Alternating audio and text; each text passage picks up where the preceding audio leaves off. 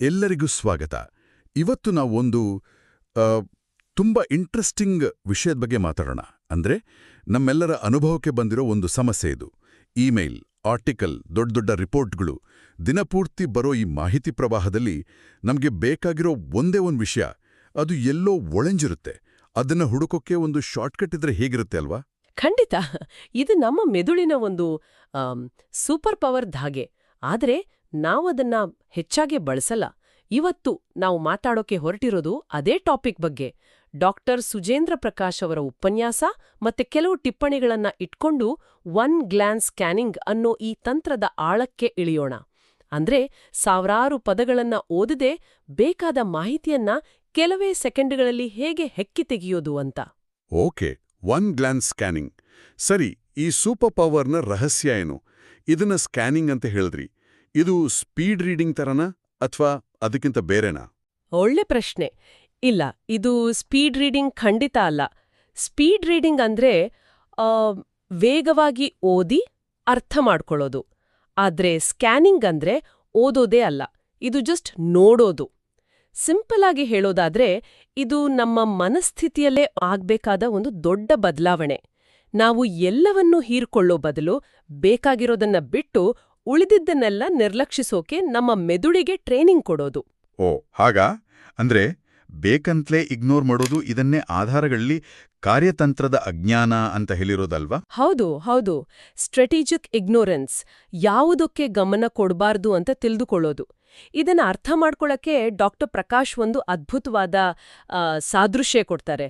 ಒಂದು ಜನನ್ನೇ ಬೇಡ ರೈಲ್ವೆ ನಿಲ್ದಾಣವನ್ನ ಕಲ್ಪಿಸ್ಕೊಳ್ಳಿ ಅಂತಾರೆ. ಸಾವಿರಾರು ಜನ ಓಡಾಡ್ತಾ ಇದ್ದಾರೆ. ಸರಿ, ಕಲ್ಪಿಸ್ಕೊಳ್ತಾ ಇದ್ದೀನಿ. ತುಂಬಾ ಗದ್ದಲ ಇದೆ. ಅಲ್ಲಿ ನೀವು ನಿಮ್ಮ ಸ್ನೇಹಿತ ಕಪೂರ್ ಅನ್ನೋರ್ನ ಹುಡುಕ್ತಾ ಇದ್ದೀರಿ. ಈಗ ನೀವೇನ್ ಮಾಡ್ತೀರಿ? ನಾನು ಇಡೀ ಜನಸಮೂಹದ ಮೇಲೆ ಕಣ್ಣಾಡಿಸ್ತೀನಿ. ಪ್ರತಿಯೊಬ್ಬರ ಹತ್ರನೂ ನಿಲ್ಸಿ ನೀವು ಕಪೂರಾ ಅಂತಂತೂ ಕೇಳಲ್ಲ. ಹಾಗ್ ಮಾಡಿದ್ರೆ ಸಂಜೆವಾದ್ರೂ ಅವ್ರು ಸಿಗಲ್ಲ. ನಿಖರವಾಗಿ ನೀವ್ ಹೇಳಿದ್ರಲ್ಲ, ಪ್ರತಿಯೊಬ್ಬರ ಹತ್ರ ಕೇಳೋದು, ಅದಕ್ಕೆ ಲೀನಿಯರ್ ಪ್ರೊಸೆಸಿಂಗ್ ಅಂತಾರೆ. ಅಂದ್ರೆ ಒಂದಾದ್ಮೇಲೆ ಒಂದರಂತೆ ಚೆಕ್ ಮಾಡೋದು. ಅದು ತುಂಬಾ ಸ್ಲೋ. ಬದಲಿಗೆ ನಿಮ್ಮ ಮೆದುಳು ಏನ್ ಮಾಡುತ್ತೆ ಅಂದ್ರೆ, ಕಪೂರ್ ಅವರ ಪರಿಚಿತ ಮುಖದ ಒಂದು ಚಿತ್ರಣವನ್ನ ಮನಸ್ಸಲ್ಲಿಟ್ಕೊಳ್ಳುತ್ತೆ. ಅವರ ಮುಖದ ಶೇಪ್, ಅವರ ಎತ್ತರ, ಅದಕ್ಕೆ ಹೊಂದುವ ಆಕೃತಿಗಾಗಿ ಇಡೀ ಜನಸಮೂಹವನ್ನ ಜಾಲಾಡುತ್ತೆ. ಹೌದು ಹೌದು, ಬೇರೆ ಯಾರ ಮುಖವನ್ನು ನನ್ನ ಮೆದುಳು ರಿಜಿಸ್ಟರ್ ಮಾಡಿಕೊಳ್ಳಲ್ಲ. ಸಾವಿರಾರು ಮುಖಗಳು ಸುಮ್ಮನೆ ಬ್ಲರ್ ಆಗಿ ಪಾಸ್ ಆಗತ್ತೆ. ಎಕ್ಸಾಕ್ಟ್ಲಿ. ಮೆದುಳು ಅವೆಲ್ಲವನ್ನೂ ಅಪ್ರಸ್ತುತ ಅಂತ ಫಿಲ್ಟರ್ ಮಾಡ್ಬಿಡುತ್ತೆ. ಯಾವಾಗ ನಿಮ್ಮ ಸ್ನೇಹಿತರ ಮುಖ ಕಾಣಿಸ್ತೋ ಅದು ತಕ್ಷಣವೇ ಹಿನ್ನೆಲೆಯಿಂದ ಹೊಳೆದು ಕಾಣುತ್ತೆ. It just pops out. ಸರಿ, ಈ ರೈಲ್ವೆ ಸ್ಟೇಷನ್ ಸಾದೃಶ್ಯ ತುಂಬಾ ಚೆನ್ನಾಗಿದೆ. ಆದ್ರೆ ಇದನ್ನ ಟೆಕ್ಸ್ಟ್ಗೆ, ಅಂದ್ರೆ ಅಕ್ಷರಗಳಿಗೆ ಹೇಗೆ ಅನ್ವಯಿಸೋದು? ಪದಗಳಿಗೆ ಮುಖ ಇರಲ್ವಲ್ಲ? ಮುಖ ಇರಲ್ಲ, ನಿಜ. ಆದ್ರೆ ಪದಗಳಿಗೆ ಮತ್ತು ಸಂಖ್ಯೆಗಳಿಗೆ ಒಂದು ನಿರ್ದಿಷ್ಟ ಆಕಾರ ಅಂತೂ ಇರುತ್ತೆ. ಇಲ್ಲಿ ಇನ್ನೊಂದು ಸಾದೃಶ್ಯ ಸಹಾಯಕ್ಕೆ ಬರುತ್ತೆ. ಇದನ್ನ ಹುಲ್ಲಿನ ಬಣವೆಯಲ್ಲಿ ಸೂಜಿ ಹುಡುಕೋದು ಅಂತೀವಲ್ಲ. ಓಕೆ.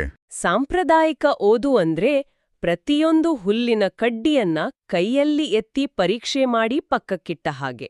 ಅದು ತುಂಬಾ ನಿಧಾನ. ಹೌದು, ಅದು ಆಗದ ಮಾತು. ಆದ್ರೆ ಸ್ಕ್ಯಾನಿಂಗ್ ಅಂದ್ರೆ ಆ ಇಡೀ ಬಣವೆಯ ಮೇಲೆ ಒಂದು ದೊಡ್ಡ ಅಯಸ್ಕಾಂತವನ್ನು ಹಿಡಿದು ಓಡಾಡ್ಸಿದ ಹಾಗೆ. Wow, super! ಆ ಅಯಸ್ಕಾಂತಕ್ಕೆ ಹುಲ್ಲಿನ ಕಡ್ಡಿಗಳ ಬಗ್ಗೆ ಆಸಕ್ತಿ ಇರೋದಿಲ್ಲ. ಅದು ನೇರವಾಗಿ ಸೂಜಿಯನ್ನ ಮಾತ್ರ ಹಿಡಿದುಕೊಳ್ಳುತ್ತೆ. ಓ, ಈಗ ಅರ್ಥವಾಯ್ತು. ಅಂದ್ರೆ ನಾವು ಒಂದು ರಿಪೋರ್ಟ್ನಲ್ಲಿ 2011 ಅನ್ನೋ ವರ್ಷವನ್ನ ಹುಡುಕ್ತಾ ಇದ್ರೆ ನಮ್ಮ ಕಣ್ಣುಗಳು ಅಯಸ್ಕಾಂತದ ತರ ಕೆಲಸ ಮಾಡಬೇಕು. ಅದು ಅಕ್ಕಪಕ್ಕದ ಪದ ವಾಕ್ಯಗಳೆಲ್ಲ ಬಟ್ಟು ಕೇವಲ 2011 ಅನ್ನೋ ಆಕಾರವನ್ನ ಮಾತ್ರ ಹುಡುಕ್ಬೇಕು. ಸರಿತಾನೆ? ಪರ್ಫೆಕ್ಟ್. ನೀವು ವಿಷಯದ ತಿರುಳನ್ನೇ ಹಿಡಿದಿದ್ದೀರಿ. ಉದ್ದೇಶ ಸ್ಪಷ್ಟವಾಗಿದ್ದಾಗ ಮೆದುಳು ಈ ಅಯಸ್ಕಾಂತದಂತೆ ಕೆಲಸ ಮಾಡಲು ಶುರು ಮಾಡುತ್ತೆ. ಉಳಿದ ಸಾವಿರಾರು ಪದಗಳು ಅವೆಲ್ಲವೂ ಹುಲ್ಲಿನ ಕಡ್ಡಿಗಳಂತೆ ಅಪ್ರಸ್ತುತವಾಗಿ ಬಿಡ್ತಾವೆ.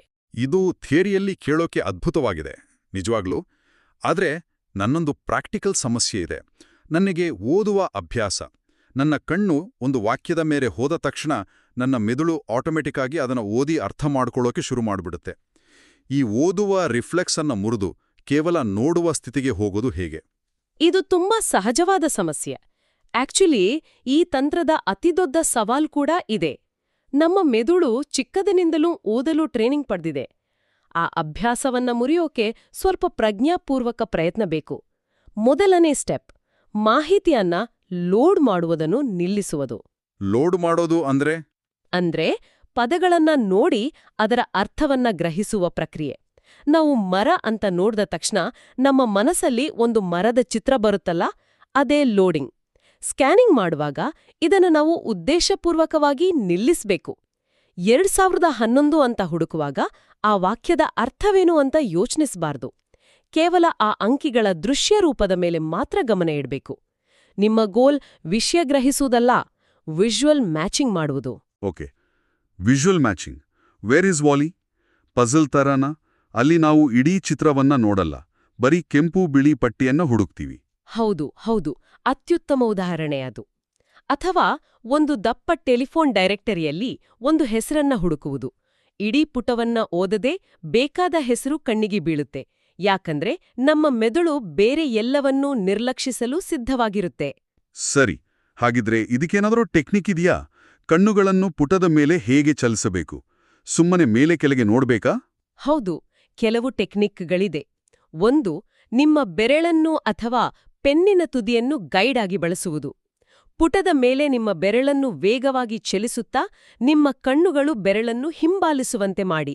ಇದರಿಂದ ಒಂದೇ ಕಡೆ ಗಮನ ನಿಲ್ಲೋದು ತಪ್ಪುತ್ತೆ.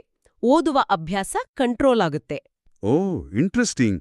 ಎರಡನೆಯದು, ಕಣ್ಣುಗಳನ್ನು ಒಂದು ನಿರ್ದಿಷ್ಟ ಪ್ಯಾಟರ್ನ್ನಲ್ಲಿ ಚಲಿಸುವುದು.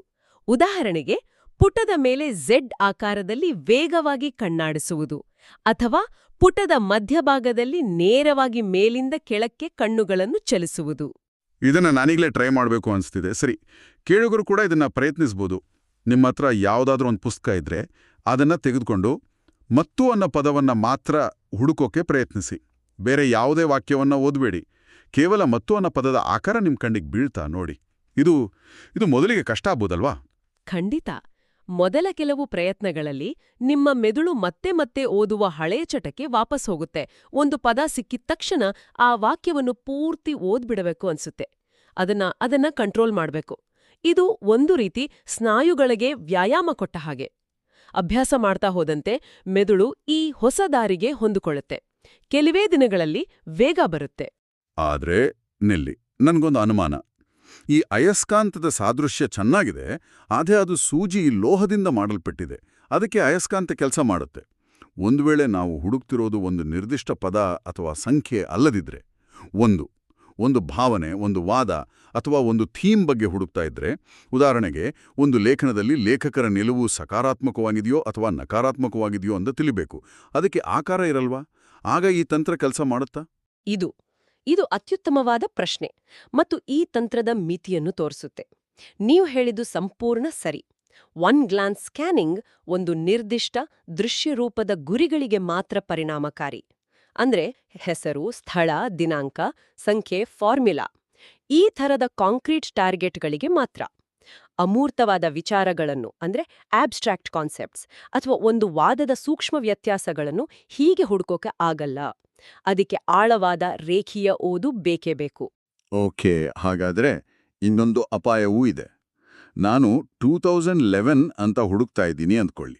ನನಗೆ ಆ ಸಂಖ್ಯೆ ಸಿಗತ್ತೆ. ಆದರೆ ಆ ವಾಕ್ಯ 2011ನ ಯೋಜನೆ ಸಂಪೂರ್ಣ ವಿಫಲವಾಯಿತು ಅಂತ ಇದ್ರೆ, ನಾನು ಸ್ಕ್ಯಾನ್ ಮಾಡಿ 2011 ಅನ್ನೋ ಡೇಟಾವನ್ನಷ್ಟೇ ತೆಗೆದುಕೊಳ್ತೇನೆ. ಆದರೆ ಅದರ ಹಿಂದಿನ ಕಾಂಟೆಕ್ಸ್ಟ್, ಸಂದರ್ಭವನ್ನೇ ಕಳ್ಕೊಳ್ಳುವ ಅಪಾಯ ಇದೆಯಲ್ಲ? ಖಂಡಿತ ಇದೆ. ಇದಕ್ಕಾಗಿಯೇ ಉದ್ದೇಶ ಸ್ಪಷ್ಟವಾಗಿರಬೇಕು. ಸ್ಕ್ಯಾನಿಂಗ್ ಅನ್ನೋದು ಒಂದು ವಿಷಯವನ್ನ ಅರ್ಥ ಮಾಡಿಕೊಳ್ಳುವ ಸಾಧನವಲ್ಲ. ಇದು ಕೇವಲ ಮಾಹಿತಿ ಇರುವ ಸ್ಥಳವನ್ನು ಪತ್ತೆಹಚ್ಚುವ ಸಾಧನ, ಲೊಕೇಟಿಂಗ್ ಟೂಲ್. ಒಮ್ಮೆ ನಿಮ್ಗೆ 2011 ಅನ್ನೋ ಪದ ಆ ಪುಟದಲ್ಲಿದೆ ಅಂತ ಗೊತ್ತಾದ್ಮೇಲೆ ನೀವು ಸ್ಕ್ಯಾನಿಂಗ್ ನಿಲ್ಲಿಸಿ ಆ ವಾಕ್ಯವನ್ನ ಮತ್ತು ಅದರ ಸುತ್ತಲಿನ ಪ್ಯಾರಾಗ್ರಾಫ್ ಅನ್ನು ನಿಧಾನವಾಗಿ ಓದಿ ಸಂದರ್ಭವನ್ನ ಅರ್ಥ ಮಾಡಿಕೊಳ್ಬೇಕು. ಓ, ಈಗ ಸ್ಪಷ್ಟವಾಯಿತು. ಹಾಗಿದ್ರೆ ಇದು ಓದಿಗೆ ಪರ್ಯಾಯವಲ್ಲ, ಬದಲಿಗೆ ಓದಿಗೆ ಒಂದು ಪೂರಕವಾದ ಮೊದಲ ಹಂತ. ಒಂದು ದೊಡ್ಡ ಡಾಕ್ಯುಮೆಂಟ್ ಸಿಕ್ಕಾಗ ಮೊದಲು ಸ್ಕ್ಯಾನ್ ಮಾಡಿ ನಮಗೆ ಸಂಬಂಧಪಟ್ಟ ವಿಭಾಗಗಳು ಎಲ್ಲೆಲ್ಲಿವೆ ಅಂತ ಗುರುತಾಕೊಳ್ಳೋದು, ನಂತರ ಆ ಭಾಗಗಳನ್ನು ಮಾತ್ರ ಆಳವಾಗಿ ಓದುವುದು. ಇದು ಸರಿಯಾದ ವಿಧಾನ ಅಲ್ವಾ? ನಿಖರವಾಗಿ. ಪರ್ಫೆಕ್ಟ್. ಪರೀಕ್ಷೆಗೆ ತಯಾರಿ ನಡೆಸುವ ವಿದ್ಯಾರ್ಥಿಗಳಿಗೆಲ್ಲ ಇದು ವರದಾನ. ಒಂದು ದೊಡ್ಡ ಚಾಪ್ಟರ್ನಲ್ಲಿ ನಿರ್ದಿಷ್ಟ ವ್ಯಕ್ತಿಯ ಹೆಸರು ಅಥವಾ ವರ್ಷದ ಬಗ್ಗೆ ಎಲ್ಲೆಲ್ಲಿ ಉಲ್ಲೇಖವಿದೆ ಅಂತ ಕೆಲವೇ ನಿಮಿಷಗಳಲ್ಲಿ ಪತ್ತೆ ಹಚ್ಚಬಹುದು. ಹಾಗೇ ಲಾಯರ್ಸ್ ಅಥವಾ ಡಾಕ್ಟರ್ಸ್ ನೂರಾರು ಪುಟಗಳ ದಾಖಲೆಗಳಲ್ಲಿ ಒಂದೇ ಒಂದು ನಿರ್ದಿಷ್ಟ ಪದವನ್ನು ಹುಡುಕ್ಬೇಕಾದಾಗ ಇದು ತುಂಬಾ ಸಮಯವನ್ನು ಉಳಿಸುತ್ತೆ. ಒಟ್ಟಾರೆಯಾಗಿ ಈ ಚರ್ಚೆಯಿಂದ ನನಗೆ ತಿಳಿದು ಬಂದಿದ್ದೇನೆಂದ್ರೆ, ಇದು ಕೇವಲ ಕಣ್ಣುಗಳ ವೇಗದ ಆಟವಲ್ಲ. ಇದೊಂದು ಮಾನಸಿಕ ಶಿಸ್ತು. ಓದುವ ಆಳವಾದ ಅಭ್ಯಾಸವನ್ನು ಬದಿಗಿಟ್ಟು ಒಬ್ಬ ದಕ್ಷ ದೃಶ್ಯ ಹುಡುಕಾಟಗಾರನಾಗಿ, ಅಂದ್ರೆ ವಿಜುವಲ್ ಸರ್ಚರ್ ಆಗಿ ನಮ್ಮನ್ನು ನಾವು ಬದಲಾಯಿಸಿಕೊಳ್ಳುವುದು. ಹೌದು, ಮತ್ತು ನಾವು ಆರಂಭದಲ್ಲಿ ಮಾತನಾಡಿದ ಕಾರ್ಯತಂತ್ರದ ಅಜ್ಞಾನದ ಕಲ್ಪನೆಗೆ ಹಿಂತಿರುಗುವುದಾದರೆ, ಇಂದಿನ ಮಾಹಿತಿ ಸ್ಫೋಟದ ಯುಗದಲ್ಲಿ ಇದು ಅತ್ಯಮೂಲ್ಯ ಕೌಶಲ್ಯ. ಎಲ್ಲವನ್ನೂ ತಿಳಿಯಲು ಅಸಾಧ್ಯ, ಅನವಶ್ಯಕ ಕೂಡ. ಅದರ ಬದಲು ನಮ್ಮ ಗುರಿಗೆ ಯಾವುದು ಮುಖ್ಯವೋ ಅದನ್ನು ಮಾತ್ರ ಹೆಕ್ಕಿ ತೆಗೆಯಲು, ಅನಗತ್ಯವಾದದ್ದನ್ನು ಫಿಲ್ಟರ್ ಮಾಡುವ ಸಾಮರ್ಥ್ಯವೇ ನಮ್ಮನ್ನು ಹೆಚ್ಚು ಪರಿಣಾಮಕಾರಿಯನ್ನಾಗಿ ಮಾಡುತ್ತೆ. ನಿಜ. ಈ ಇಡೀ ಚರ್ಚೆ ನನ್ನಲ್ಲಿ ಒಂದು ಕುತೂಹಲಕಾರಿ ಯೋಚನೆಯನ್ನು ಹುಟ್ಟುಹಾಕಿದೆ. ನಾವು ಚರ್ಚಿಸಿದಂತೆ ಈ ತಂತ್ರವು ನಮಗೆ ಈಗಾಗಲೇ ತಿಳಿದಿರುವ ನಮ್ಮ ಹುಡುಕಾಟದ ಪಟ್ಟಿಯಲ್ಲಿರುವ ಮಾಹಿತಿಯನ್ನು ಹುಡುಕಲು ಅದ್ಭುತವಾಗಿದೆ. ಅಂದ್ರೆ ಒಂದು ಸಂಖ್ಯೆ, ಸೂತ್ರ ಅಥವಾ ಹೆಸರು. ಹೌದು, ತುಂಬಾ ಟಾರ್ಗೆಟೆಡ್ ಅಪ್ರೋಚ್. ಆದರೆ ನಾವು ರಿಸರ್ಚ್ ಮಾಡುವಾಗ ಅಥವಾ ಹೊಸ ವಿಷಯ ಕಲಿಯುವಾಗ ಕೆಲವೊಮ್ಮೆ ಅತ್ಯುತ್ತಮವಾದ ಆಲೋಚನೆಗಳು ಆಕಸ್ಮಿಕವಾಗಿ ಸಿಕ್ಬಿಡುತ್ತವೆ. ಒಂದನ್ನು ಹುಡುಕುತ್ತಾ ಹೋದಾಗ ಅನಿರೀಕ್ಷಿತವಾಗಿ ಇನ್ನೊಂದು ಅದ್ಭುತವಾದ ಸಂಪರ್ಕ ಕಣ್ಣಿಗೆ ಬೀಳುತ್ತೆ. ಸೆರೆಂಡಿಪಿಟಿ ಅಂತಾರಲ್ಲ ಹಾಗೆ. ಅದೇ, ಈ ರೀತಿಯ ಅತಿ ವೇಗದ ಲೇಸರ್ ಫೋಕಸ್ಡ್ ಫಿಲ್ಟರಿಂಗ್ ಆಕಸ್ಮಿಕವಾಗಿ ಸಿಗುವ ಅಂತಹ ಹೊಸ ಅರಿವುಗಳನ್ನು ಮತ್ತು ಸೃಜನಶೀಲತೆಯನ್ನು ಇಲ್ಲವಾಗಿಸುತ್ತದೆಯೇ? ಮಾಹಿತಿಯನ್ನು ಹುಡುಕುವಲ್ಲಿನ ಈ ಶುದ್ಧ ದಕ್ಷತೆಯು ಆಕಸ್ಮಿಕ ಜ್ಞಾನೋದಯದ ವೆಚ್ಚದಲ್ಲಿ ಬರುತ್ತದೆಯೇ? ಇದು ಯೋಚಿಸಬೇಕಾದ ವಿಷಯ ಅಲ್ವಾ?